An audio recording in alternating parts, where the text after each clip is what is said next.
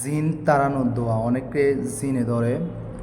আপনার জিনে ধরলে আপনি কিভাবে জিনটা তাড়াবেন, যেমন আপনার স্ত্রীকে জিনে ধরছে বা আপনার সন্তানকে জিনে ধরছে গভীর রাত্রে, যে সময় কবিরাজও পাওয়া যায় না, প্লাস মসজিদের ইমাম বা মুয়াজ্জিন কাউকে পাওয়া যায় না, তখন আপনি কি করবেন?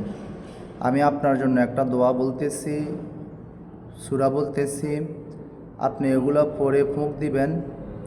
জিন যতই শক্তিশালী হোক না কেন, সাথে সাথে জিন চলে যাবে। আবার যদি জিনের বাদশাহ হয়, জিন সাথে সাথে চলে যাবে। দোয়াটা পরে বলতেছি, আগে আমি আপনাদেরকে সূরাটা বলি।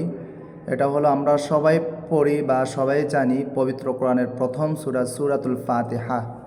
যদি আপনি সূরাতুল ফাতিহা পড়ে তার শরীরে ঝাড়ফুঁক দেন এবং তার ছোট আঙ্গুলে, কান্নাঙ্গুল যেটা বলি, ছোট আঙ্গুলে যদি আপনি ধরেন, তাহলে সাথে সাথে জিন চলে যাবে বা জিন আপনার কাছে হাজির হবে, হাজির হয়ে আপনার সাথে কথা বলবে। এরপরে আপনি জিনকে যা বলবেন, জিন আপনার কথা শুনবে। জিনকে আপনি কিছু জিজ্ঞেস করলো, জিন আপনার প্রশ্নের জবাব দিবে।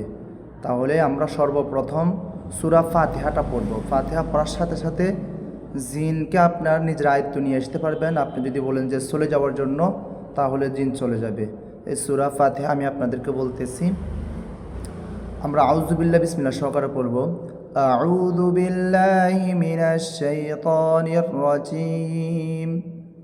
বিসমিল্লাহির রহমানির রহিম।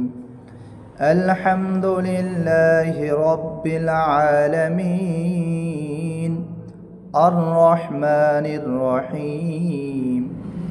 مالك يوم الدين إياك نعبد وإياك نستعين اهدنا الصراط المستقيم صراط الذين أنعمت عليهم غير المغضوب عليهم ولا الضالين।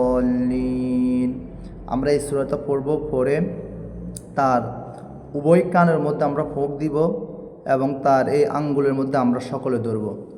ধরার পরে আমরা আরেকটা জিনিস বলতে পারি, ওটা হলো যে আপনার ইয়া আর রহমান, ইয়া আল্লাহ, ইয়া আল্লাহ, আল্লাহর নাম 3 বার নেবেন এবং আর রহমান, আর রহমান, আর রহমান 3 বার নেবেন, নিয়ে তার কানের মধ্যে ফুঁক দিবেন। তখন দেখবেন যে জিন সাথে সাথে ওই ব্যক্তির সাথে হাজির হয়ে যাবে। তখন আপনি জিনকে জিজ্ঞেস করতে পারেন, কি সমস্যা, কেন আসছো, কি আসছো। জিন আপনাকে সকল কথা বলবে। ইমাম সাহেবও লাগবে না, মুয়াজ্জিনও লাগবে না, কবিরাজও লাগবে না। দেখবেন আপনি সব কিছু পারবেন, আপনি যে জিনের সাথে কথা বলতে পারবেন। যদি আমার এই ভিডিওটা ভালো লাগে থাকে, তাহলে আপনার কাছে অনুরোধ, সাবস্ক্রাইব করে দিবেন এবং শেয়ার করে দিবেন। আর যদি কোনো কিছু জানার থাকে, তাহলে আমার কমেন্ট করবেন, ইনশাল্লাহ আমি তার উত্তর দিব।